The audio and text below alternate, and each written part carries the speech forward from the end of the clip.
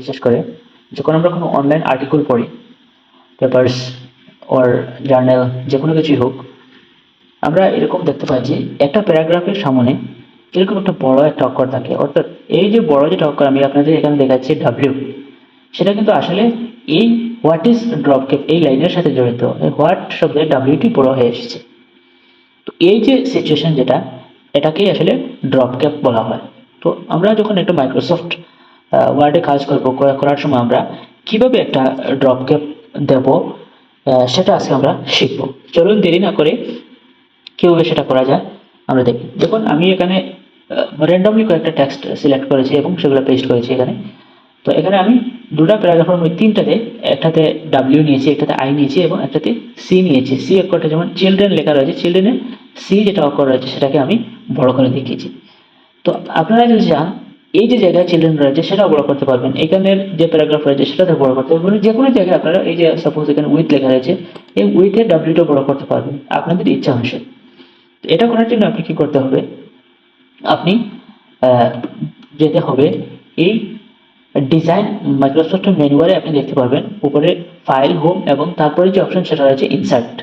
এই ইনসার্ট অপশনে আপনি ক্লিক করবেন, করার পর আপনি একদম রাইট কর্নারে চলে আসবেন, এখানে লেখা দেখতে পারবেন ড্রপ ক্যাপ এসেছে। এই দেখুন যে এই যে ড্রপ ক্যাপ, কথা হচ্ছে এই ড্রপ ক্যাপ আপনি কোন জায়গায় দেবেন সেই জায়গায় আগে আপনি টেক্সটটিকে, আপনার কার্সারটি সেই জায়গায় নিয়ে যাবেন। যা সাপোজ আমি এখানে এই টু যে শব্দ রয়েছে এই টু শব্দের টিটা বড় করতে চাই।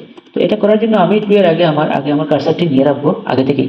তারপর আমি ইনসার্টে গিয়ে ড্রপ ক্যাপে চলে যাবো। ড্রপ ক্যাপে গিয়ে যদি আমি এখানে দেখুন অনেক অপশন এসেছে, নান, ড্রপড অ্যান্ড ইন মার্জিন। তো আপনি কোন স্টাইলে দিতে চান, আমি এখন এই যে স্টাইল যেটা দিলাম সি, এটা হয়ে গেছে, ঠিক আছে। তো আমি যদি চাই এখানে করতে পারবো। তো এই যে ড্রপ ক্যাপের যে সিস্টেম যেটা, এটা আপনার ইচ্ছা অনুসারে আপনি করতে পারবেন, কিন্তু বাই ডিফল্ট এগুলো আমরা করে থাকি কোনো প্যারাগ্রাফ শুরু করার মুহূর্তে। এই জন্য আমরা যে কোনো একটি প্যারাগ্রাফে চলে আসবো। এখানে আসলে আমি এই সি দেখুন এখানে তিনটি লাইন চলে গেছে, চাইল্ড্রেন, ইন্ডিয়া, গান্ধী, এই তিনটি লাইনের সামনে সি এসে গেছে।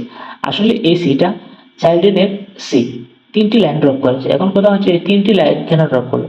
আপনি যদি আবার আপনার এই ড্রপ ক্যাপে চলে যান, ড্রপ ক্যাপে গেলে অপশন দেখতে পারবেন ড্রপ ক্যাপ অপশন, এখানে আপনি সিলেক্ট করে রেখেছেন দেখুন লাইন টু ড্রপ, কতটি লাইন আপনি একটা শব্দের জন্য নিচের দিকে ড্রপ করতে চান। এই জন্য আপনার তিনটি লাইন নিচের দিকে চলেছে সিটি। এটাই হচ্ছে ড্রপ ক্যাপ। যে কোনো আমরা ওয়ার্ড ফাইল তৈরি করি বা আর্টিকেল তৈরি করি, যে কোনো আর্টিকেলের প্যারাগ্রাফের সামনে আমরা এরকম বড় যদি করে কোনো অক্ষর দিয়ে করতে চাই, সেটা আমরা এখন থেকে আশা করি মাইক্রোসফট অফিসে করতে পারবো। এই বলে আজকের ভিডিওটি এখানে শেষ করলাম। ধন্যবাদ।